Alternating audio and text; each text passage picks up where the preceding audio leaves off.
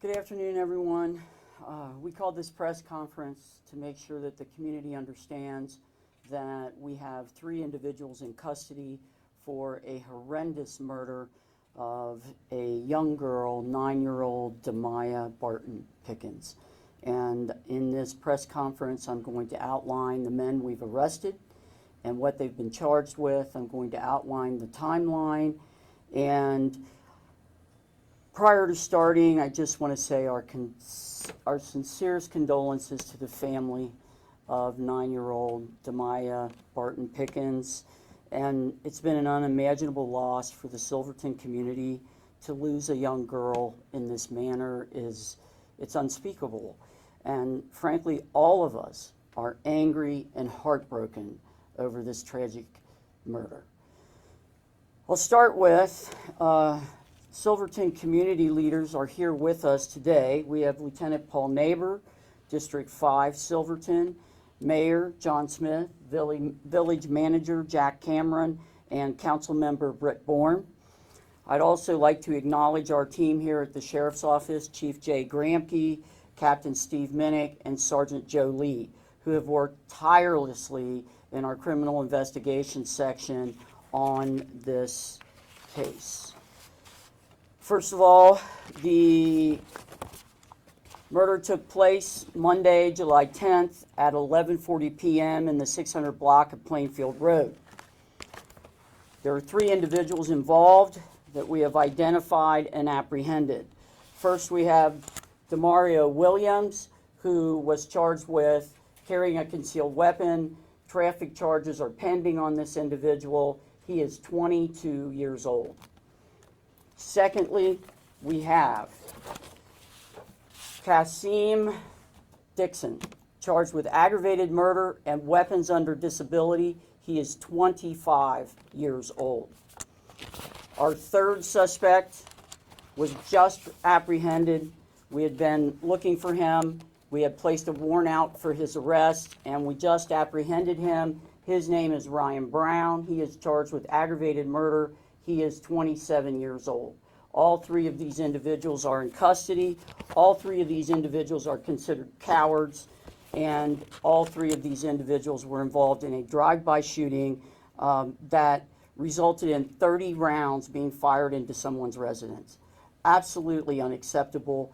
We will not stand for this, and I'd like to outline that just one day after this shooting occurred, we had 2 of these individuals under surveillance with our drone technology, with all the technology we could put forth.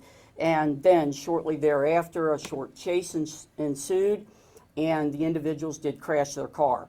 Our deputies were there on site. We did not chase the vehicle because it was going at a high rate of speed, and we did not want to endanger any other citizens in that kind of situation.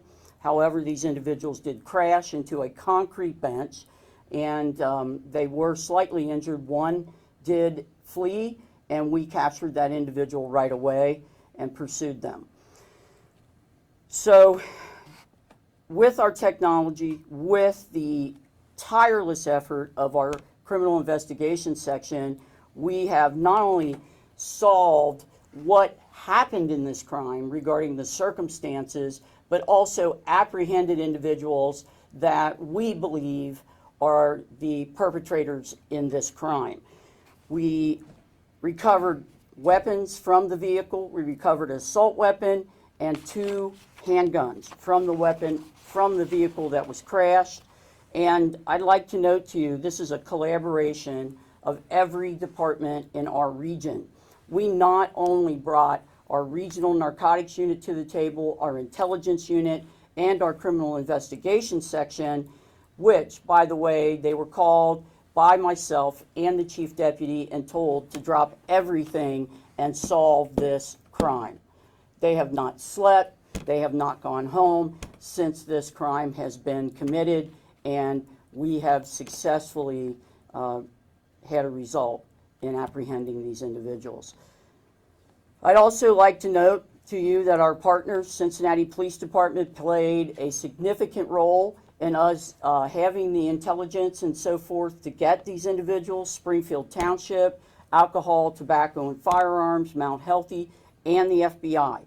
We believe the motive was retaliation. We don't know exactly what that entails, but we will say that regardless of what the motive was, it is absolutely not acceptable to act in this way, no matter what has happened, and no matter how much someone wants to retaliate against someone. You don't go out and shoot a 9-year-old innocent girl. I'd like to end, and then I'll take questions, by saying this. Yes, you have our thoughts and prayers. You certainly do. This event is going to affect us. We'll remember it for the rest of our lives, as will the family members. I want to talk about law enforcement too. The speed of this apprehension was intentional.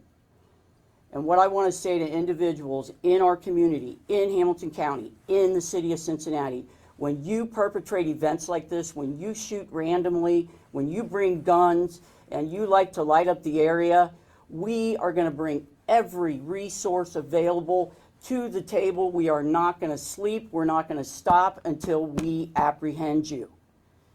This is beyond, it's beyond ridiculous that children are being shot and gunned down because people, these men and anyone like these men, these young men, can't resolve their differences without a weapon. We're not going to allow it. We're not going to stand for it. And that's my message to the public, as well as the community is cooperating. They're cooperating with us. They're talking to us. They're telling us what you're doing. And we are going to continue to protect that community and protect that information. And when people see something, they are trusting us to tell us, and that is why we got these men in custody. Thank you. What was the retaliation for? Can you tell us anything about that part of this case? Well, you know, each of these individuals has some type of history with drugs, so we can assume that it was drug related. I do not know that, but the intel that we got was retaliation for some type of drug issue. Not robbery? And it may have been a robbery of drugs. Okay. Yes. Sheriff, how did you find out that these are the men that you want to surveil, and how did you come across them to make the stop on them? Well, as soon as this crime was committed, every law enforcement officer began to talk to each other, to talk to the community, and we began to get intelligence immediately. And once we got certain intelligence regarding who people were and where people might be, then we acted upon that, and we used our technology to begin to surveil and begin that whole investigation. Was the family of the victim instrumental in that, cooperative in helping you find these individuals? I can't speak to what the family did or did not do. The family has gone through quite a tragedy here, and I know that we spoke to the family because of the crime, but I cannot say that the family participated. Kareem Dixon has a lengthy criminal history, as starting back in 2017, as the prosecutor was detailing in court today. Either he was released on bond and he violated those conditions, or he served time in jail. Once he was released, he again violated conditions. Why was he out on the streets? Why do you think he was able to be out on the streets? Well, I'm not a judge and I'm not the jury. I cannot comment on what decisions were made with this individual regarding his criminal history. I can tell you that he was not on bond when he committed this crime. He was not out on bond. Those charges had been ignored. He does have a lengthy criminal history, as does Mr. Brown here. And, you know, I don't know. I don't know why he was out. I don't know the nature of the crimes that he was arrested for originally. I do know he accelerated to this. He accelerated to a very heinous crime, and it is my hope and conviction that this gentleman will not see the light of day.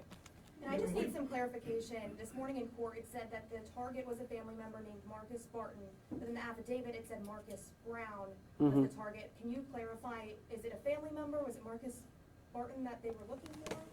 Well, I think that in the investigation, we make lots of different assumptions to try to run down what the facts really are. And right now, we really don't know that. We are trying to determine what the relationships were regarding these individuals and anybody that was targeted, but we cannot say for a fact what that relationship was and what name was actually associated. The AK-47 recovered from the car, I know that Dixon is charged with that. Is that connected to this crime? Do you believe that that was the gun used in this shooting? We absolutely know it was. The reason that we put the press conference off until today is because we need to come to the table with facts, and those are the facts. Can you tell us how many people were in the house whenever they shot this place up with 28 rounds? From what we have determined, there was an adult woman and 2 young children, one of which was killed in this event. The person they were looking for was not in the house. Not to our knowledge. And was Williams at all tied to the shooting and to the crime here, or was he an after the fact accessory? He's a person who became involved in this situation by way of trying to help conceal this crime. Just a sheer number of bullets fired into this house. We rarely see that many in any kind of shooting. Just your thoughts on that? Well, my thoughts on that is it's horrific, and we are not going to stand by and let events like this happen without a very swift and complete answer, which is don't commit this kind of crime in our community. Do you think there was one shooter, 2 shooters? There were a lot of holes in that building. Is that one gun with a high capacity magazine, or is that how many? We do know that we recovered 3 weapons, all right, one being the AK that was mentioned. Right now, in the investigation, we're going to determine exactly how many rounds were fired from which gun, etc. So, you know, that is all going to be borne out in the investigation. Did the AK-47 have an automatic firing? Was it set to rapid fire? I do not know that, and I was not apprised of that information. More than one caliber shell casing found? Yes, sir. Well, more than one caliber. Do you expect Williams to have any more charges beyond those traffic charges and then the one he already was arraigned on this morning? Oh, there could well be more charges. As we continue to investigate and as we get the details and the facts of this situation nailed down, these individuals could, all 3 of them, could face more charges. So do you think they stopped the vehicle and at least 2 people or people with 2 weapons and began firing? They didn't just drive by here. There was an awful lot of bullets, and a lot of them seemed to hit the home. Mm-hmm. Well, there can be that assumption, certainly, because of the amount of rounds that actually did hit the building, that actually did hit the house. You know, we do not know how long they were sitting outside the house, if it was actually just a very quick drive-by. We can assume from the number of rounds that hit the house that it was very purposeful, and their intent was to fire as many rounds into that house as possible. And those bullets would go right through that building and the glass as well. I mean, did the rounds go through the walls? Oh, most certainly, yes. These are high-capacity rounds. These are weapons that are typically used in war, right? The AK is a weapon of war. It's designed to maim and kill, and it's designed to go through doors, windows, and that's exactly what it did. And how fortunate that everybody in that house wasn't killed with the number of shots that were fired. Extremely fortunate, extremely so.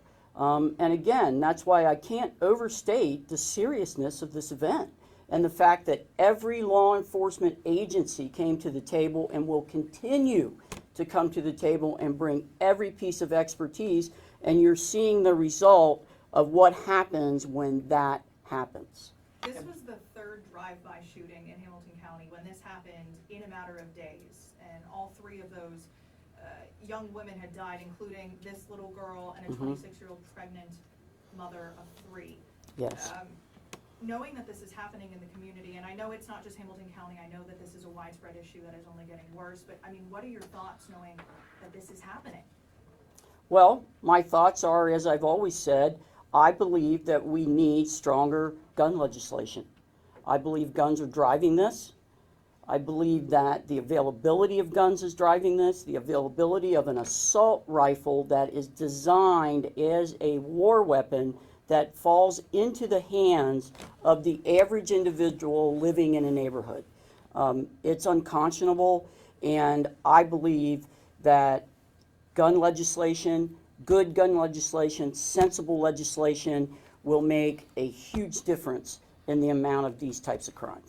Do we know who they were specifically looking for in that house and why it was they chose that house? Is there a kind of a backstory there that you know about? It probably wasn't the folks that were in there, if we're talking about the little girls and the woman. We do believe it was a dispute.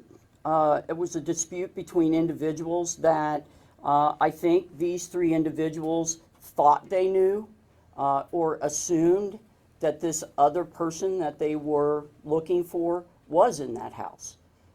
We don't have all of that factual information, so we will have to find out.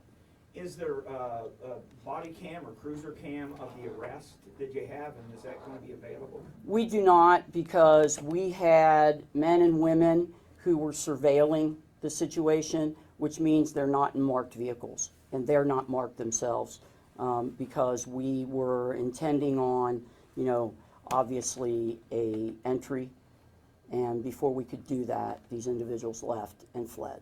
You said they were drone surveilled. How did that work exactly? I mean, you followed them? Well, to their I car, mean, stopped their car, and- Yes, the drones were incredibly helpful here. You know, we can put a drone up so high that most people really aren't going to notice it. It's quiet. The cameras are excellent. We can zoom down. We can get a license plate with a drone from a very high altitude. And our officers are trained. They have to test. They have to be vetted to do those drones. And we deployed drones in a way that made this a game changer. Was the car stolen? Whose car was it? I do not have any information about whether the car was stolen. Is there drone video of when they come out of the house, and is that going to be available? I believe that we would have some type of video in that regard. Whether or not it's available, I do not know. And again, that's something that, as the investigation concludes, we can certainly let you know in the interest of transparency, if we do have it, when we can release it. That other person hurt in this incident, in the crash incident, do you have any more information about her, updates on condition? Okay, so yes, thank you for that. There was a woman whose car was hit. It was kind of clipped, not a major accident, but certainly she was jostled around a bit. My understanding is she's fine. Just, you know, just as you would get a little bit roughed up if your car's hit.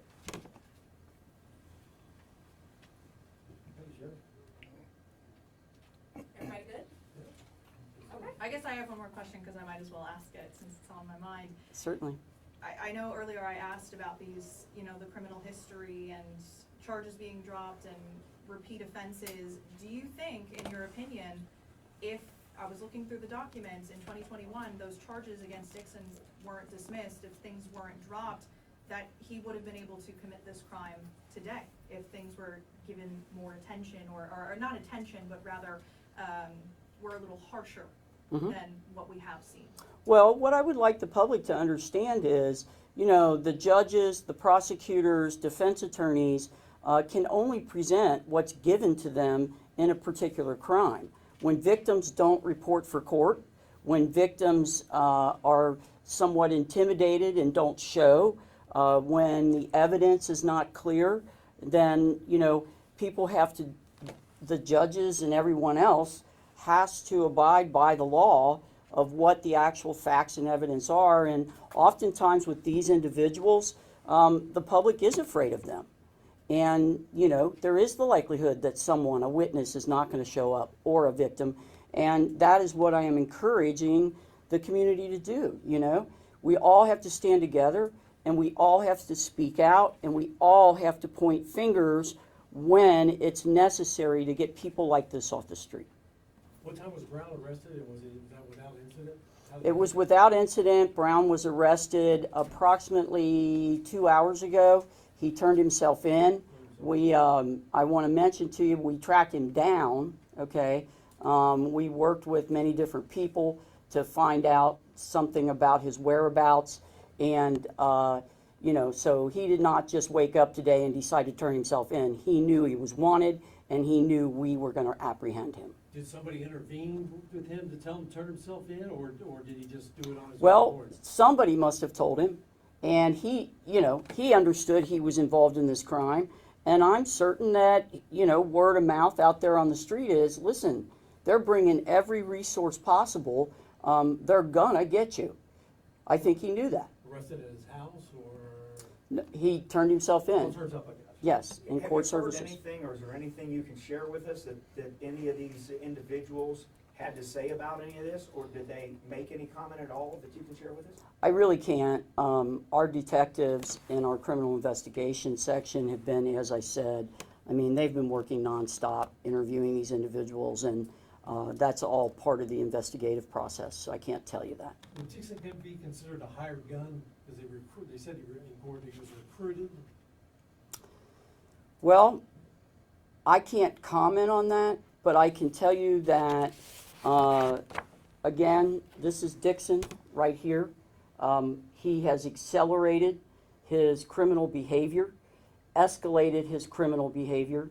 I don't know what his motivation is for escalating his criminal behavior, but, this individual is charged with some very serious crimes, and it will be litigated, and we will get the right outcome. Do you know if there was any gang affiliation with any of this? I cannot speak to that because, again, that's investigative material. Thank you. Thanks, everybody. Thank you. Thank you.